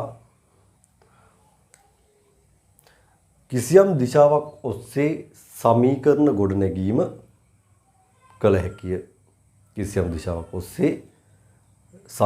ගොඩනැගීම කළ හැකිය.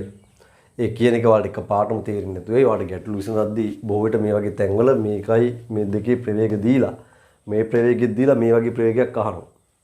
ඒතර ඒ වගේ වෙලාවට පුතාට දිශාව ගැන හිතලා මෙන්න මේ වගේ ගම්මිතා සංස්ථිතට අදාළව සම්බන්ධතා ගොඩනගලා ගැටලු විසඳන්න පුළුවන්. ඒකයි ඒකේ අදහස. හරි එහෙනම් අපිට අවසාන ගැටුම වෙන්නේ පූර්ණ අප්‍රත්‍යස්ත ගැටුම. අපි පොඩ්ඩක් බලමු පූර්ණ අප්‍රත්‍යස්ත ගැටුමක් කියන්නේ මොකක්ද කියලා.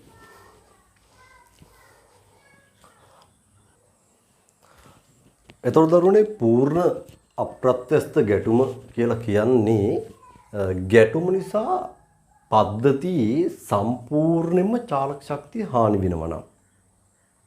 දැන් උදාහරණයක් වාට බලන්න මෙහෙම සිරස් බිත්තියකට තෙත මැටි ගුලියක් දමලා ගහනවා. එතකොට බිත්තියට චාලක ශක්තියක් නැහැ. නමුත් මැටි ගුලියට භාගයයි mu වර්ගයේ වගේ චාලක ශක්තියක් තියෙනවා. ගැටුමින් පස්සේ මැටි ගුලිය සම්පූර්ණ බිත්තිය ඇලෙනවා. එතකොට මැටි ගුලියට චාලක ශක්තියකුත් නැහැ. බිත්තිය කොහොමද මැටි ගුලියක් දමා ගැහුවා කියලා බිත්තිය චලනය වෙන්නේ නැහැ. ඒ කියන්නේ සම්පූර්ණ චාලක ශක්තිය හානි වෙලා ගිහින් පද්ධතිය. අන්න එවැනි ගැටුමකට කියනවා පූර්ණ අප්‍රත්‍යස්ත ගැටුමක් කියලා. එතකොට මෙවැනි ගැටුමක චාලක ශක්තිය දැන් කොහොමද සංස්ථතික නැහැ. ගැටුමට පෙර චාලක ශක්තියක් තියෙනවා පසු චාලක ශක්තිය බිඳුවයි. දැන් ගැටුමට පෙර ගම්මිතාවක් තියෙනවා mu පසු ගම්මිතාව බිඳුවයි. ඒ කියන්නේ පෙර ගම්මිතාව පසු ගම්මිතාවට දැන් සමානත් නැහැ. එහෙනම් මේ වගේ තැනක ගම්මිතාව සංස්ථතිකත් නැහැ. තේරුම් ගත්තද? අර එනවා අපි කියනවා පූර්ණ අප්‍රත්‍යස්ත ගැටුමක චාලක ශක්තිය සංස්ථතිකත් නැහැ. ඒ කියන්නේ ඒකත් වෙනස් වෙනවා. ඒ කියන්නේ බිඳුවක්ම වෙලා යනවා. ගම්මිතාව සංස්ථතිකත් නැහැ. ඒ කියන්නේ පෙර ගම්මිතාව පසු ගම්මිතාවට සමාන කියලා ලියන්න බෑ. පැහැදිලිද? හරි. එහෙනම් අපි ලියමු පූර්ණ ප්‍රත්‍යස්ත ගැටුම යටතේ අතරමැද මම ඔයාලට ලියා ගන්න ඉඩ දීලා තියෙනවා. රූපේ මාතෘකාවයි අතර ලියන්න මෙහෙම ගැටුමක් නිසා පද්ධතියක චාලක ශක්තිය සම්පූර්ණයෙන්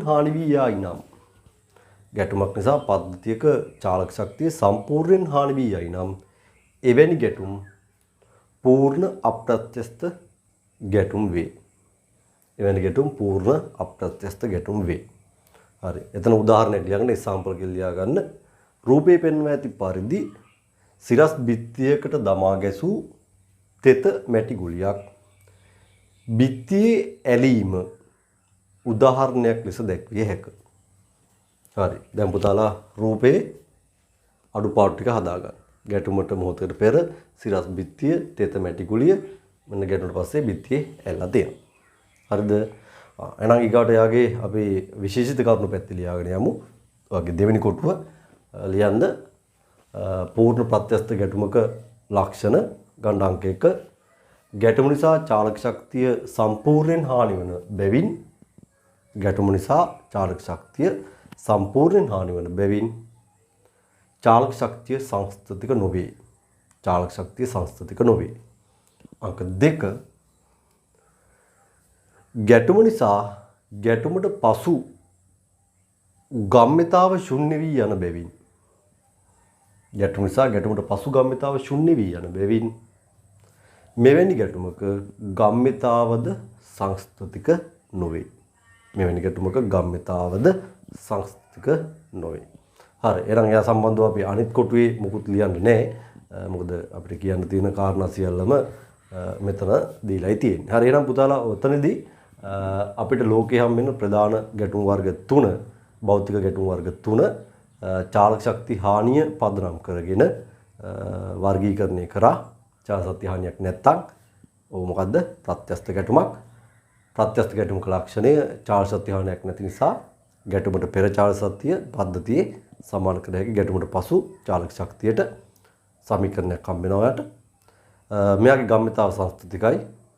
වට සම්පූර්ණ බලයක් නැති වෙන විදිහට පද්ධතියක් අල්ලගත්තොත් ගැටුම නිසා ගම්මිතාව සංස්ථතිකයි. ඒ නිසා වට පෙර ගම්මිතාව පද්ධතියේ සමාන කර හැකි පසු ගම්මිතාව. අප්‍රත්‍යස්ත ගැටුම් පැත්තට ගියොත් ගැටුම නිසා චාලක ශක්තිය යම් ප්‍රමාණයක් හානි වෙනවා. ඔක්කොම නෙමෙයි කොටසක් හානි වෙනවා. සාමාන්‍ය ස්වභාවික අපිට දකින්න පුළුවන් බහුල ගැටුම් නේද? අතිබහුතරයක් ගැටුම් අයිති වෙන්නේ අප්‍රත්‍යස්ත ගැටුම් ගණයට. චාලක ශක්තිය සම්පූර්ණයෙන්ම හානි වෙන්නේ නැහැ. නමුත් කොටසක් හානි වෙනවා.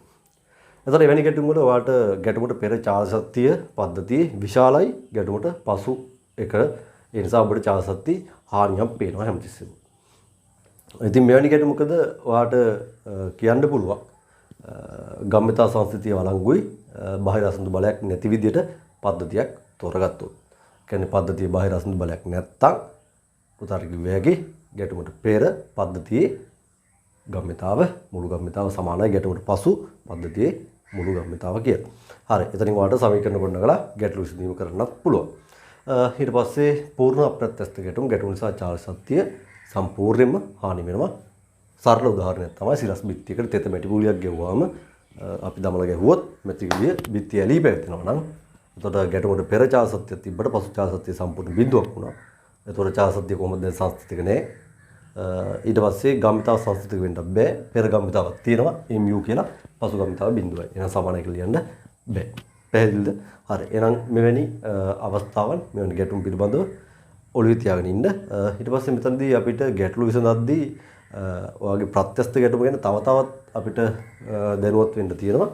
ඉතින් ඒවා පිළිබඳව මම ඉදිරි වීඩියෝ වලින් තව පොඩ්ඩක් ඒවට මේකේ සිද්ධාන්ත තියෙන ගම්මිතාව සංස්ථිතිය දානවා. හරි. අපි ඊගාව ලෙසන් එකේදී ඔයාලට ගම්මිතාව සංස්ථිතියට ගැටුම් වර්ග වලට අදාළව ප්‍රත්‍යස්ත ගැටුමේ විශේෂ ලක්ෂණ කිහිපයක් කතා කරලා ගම්මිතාව සංස්ථිතිය ආශ්‍රිත ගැටලු ආකාර පිළිබඳව සටහනක් දීලා ඝර්ෂණීය සිද්ධාන්ත වලට යනවා. ඉතින් මේ ගැටලු ආකාර ගැන කතා කරලා පස්සේ ඔයාලට ඊගාව ලෙසන් එක වෙද්දී ඒ ගැටලු ආකාර අදාළවට ඔයා ගණන් තනියම උත්සාහ කරාම මම ඔබත් එක්ක ඒකේ විසඳු ගැටලු සාකච්ඡා කිරීම කරනවා. හරි. ඔය විදිහට අපි දිගටම දෙසැම්බර් මාසයේ ඇතුලේ මේ ටියුට් එක ඉවර කර ගැනීම, බලය හා සමතුලිතතාවය ඉතුරු වෙච්ච ගැටලු ටික ඉවර කර ගැනීම සහ නිව්ටන් නියම වල ඉතුරු වෙච්ච ගැටලු ටික ඉවර කර ගැනීම, නිව්ටන් නියම වල වීක්ලි අසයින්මන්ට් ටික කරලා ඉවර කරලා සබ්මිට් කිරීම. හරි. මේ කින වාරණා ටික කරනවා. ඒ අතර ඔන්ලයින් පේපර්ස් කරන්න පටන් ගන්නවා. ඒක තමයි දෙසැම්බර් අපේ ප්ලෑන් එක. හරි. එහෙනම් මේකට අනුගත වෙලා වැඩ කරන්න. පුතාලට දැන් වෙනදා වගේ නෙවෙයි වීඩියෝස් සතියකට එකවරයි දෙන්නේ. ඒකත් බොහෝ විට පැය එකමාර වීඩියෝස් දෙකක් ඊට වැඩි වෙන්නත් පුළුවන්. බොහෝ විට දැන් මේ පාර එකත් වැඩි. පැය 3ක කාලයක් ආවරණය වෙන විදිහට වීඩියෝස් ලබා දෙනවා සතියකට වරක්. sisip.lk වෙබ් අඩවියටයි මේ වීඩියෝස් ලැබෙන්නේ. හරි. එතකොට ඒකේ ගිණුම කොහොමද හදාගන්නේ? ගිණුම් සක්‍රිය කරගන්නේ කොහොමද කියන එක ඔබ දන්නවා. මොකද නැත්තම් මේ වීඩියෝ කොහොමද බලන්න වෙන්නේ නැහැ. හරිනේ. එහෙනම් මේ විදිහට වැඩේ කරගෙන යමු. ඊට පස්සේ වීඩියෝස් පවතින කාලය වීඩියෝ එකක් 3 වාරයක් බලන්න දෙනවා. එතකොට 3 වාරට වඩා අවස්ථාවක් දෙන්නේ නැහැ. හරිනම් 2 වාරයයි දෙන්න ඕන. මොකද මෙතනදී නැත්තම් නැවත වරක් අපිට මේක පරිපාලනයේදී ගැටලු වෙන නිසා. නමුත් මම ඔයාලට වාර 3ක්ම දෙනවා. භෞතික විද්‍යාව වගේ එකක් ඔබට සමහරට එකපාර සෙට් වුනේ නැත්තම් තුන්වෙනි වාරයක් වෙනකම් බලන්න පුළුවන්. සතියක කාලයක් තියලා තියෙනවා. සමහරට ඊට වඩා වැඩි කාලයක් තියෙන්න පුළුවන්. නමුත් ඔයා සතියක් ඇතුළත බලලා ඉවර කරන්න. මොකද වැඩ ලෝඩ් කරගත්තොත් මාස ඉවර වෙද්දී වීඩියෝස් ටික බලන්න බෑ කොහොමවත්. තේරෙනවද? එතකොට අවසාන සතිය දාන වීඩියෝස් වලට සමහරට දවස් 3-4කට වඩා ඉතුරු වෙන හේකුත් නැහැ. අනිත් ඒවාට ගොඩක් කල් ඉතුරු වෙයි. ඉතින් අවසානට ලෝඩ් කරගත්තොත් අවසාන වීඩියෝස් බලන්න හම්බෙන්නේ නැහැ. මේ ඔක්කොම දාලා තියෙන්නේ මේ ක්‍රමවේදයන් හදන්නේ නැත්තම් පුතාලා වැඩ කරගන්න නැතුව සහන දෙන්න වැඩ හිර කරගන්නවා. එතකොට යම් වෙලාවක අපිට පන්තිය පටන් ගන්න වෙච්ච වෙලාවට පන්ති එක කොට්ටාසයක් වැඩ කරලා තව කොට්ටාසයක් වැඩ නොකර සිටලා තිබ්බොත් අපිට හරිම අමාරු වෙනවා පන්ති එකට අරගෙන යන්න. පැහැදිලිනේ? ඔබව වැඩ අපි කරවගත යුතුයි. අපි කියන විදිහට අපේ ප්ලෑන් වලට ඔබ දුවිය යුතුයි. ඉතින් ඒක කරගන්න තමයි මේ නීති දාන්නේ නැතුව වෙන කිසිම හේතුවක් නිසා නෙවෙයි. පුතාලා ඒක හොඳට තේරුම් ගන්න ඕන. හරි එහෙනම් දරුවනේ අදට අපිට කතා කරන කාරණා ටික මේ පමණයි. ලබන සතියේ ඉඳන් මේට අදාළව ගැටලුත් එක්ක අපි ඉස්සරහට යන්න උත්සාහ කරමු. ඉතින් ඔබට සුබ සතියක්. දැන් ඔබ මේ පාඩමේ ගැටලු විසඳන්න අවශ්‍ය නැහැ. නිව්ටන් නියම එකකේ ගැටලු ටික විසඳලා අසයින්මන්ට් ටික මට සබ්මිට් කරන්න. සියලුම අසයින්මන්ට් ටික නිව්ටන් නියමට අදාළව කරලා ඉවරෙච්ච ගමන් මට සබ්මිට් කරන්න. හරි. ඔබට සුබ දවසක්.